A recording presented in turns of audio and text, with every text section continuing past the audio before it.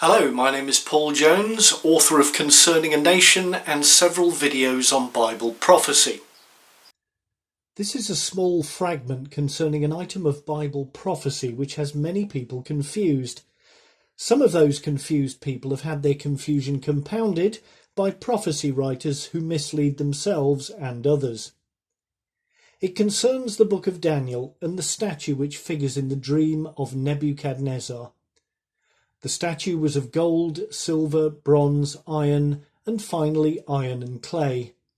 Each stage represented an empire, beginning with Nebuchadnezzar's Babylonia. What do these metals mean? Well, the first observation is that they clearly don't refer to the size of the sequential empires.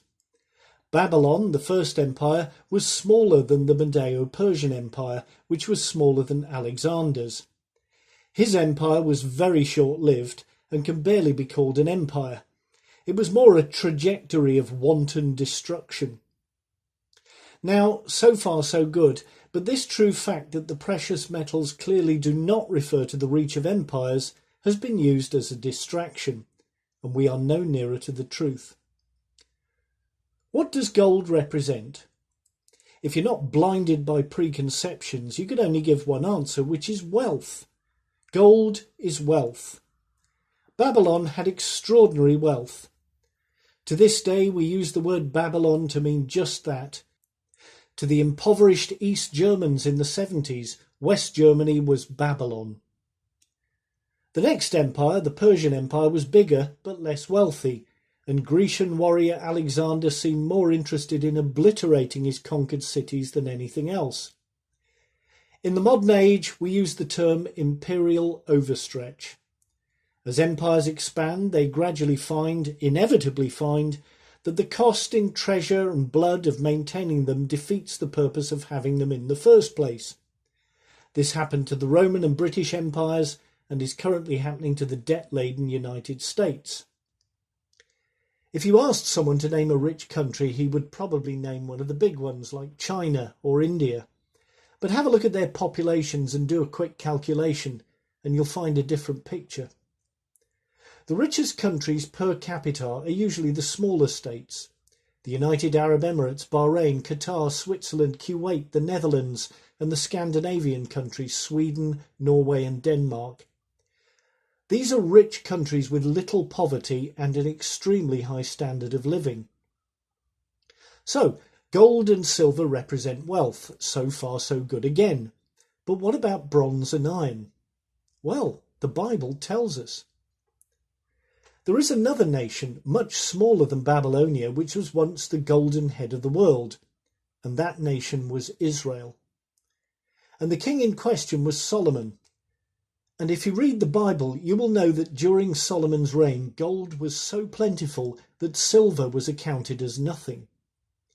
That was at the beginning. Solomon himself began the gradual and miserable descent into sacrilege, idolatry, rebellion, and depravity. Gradually, Israel lost everything: her power, wealth, health, and peace. And all the time the people of Israel thought that God would never abandon them. Now move forward to the end of the process.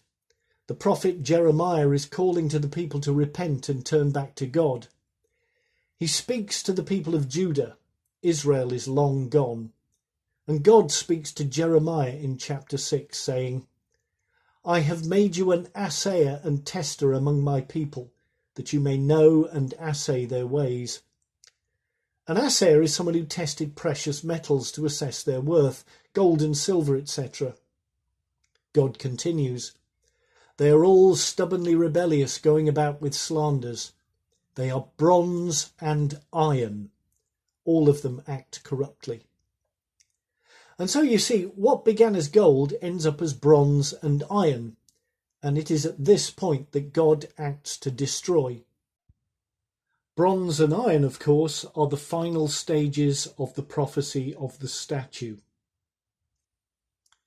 There is more, of course. Bronze and iron are associated with weapons of war. Iron replaced bronze as it was harder. And if you've read my book or watched my videos, you will know that there will be no steel in the age of the end times. There's much more to this prophecy that a whole video on the subject would last 2 hours, but I hope that this has enlightened some.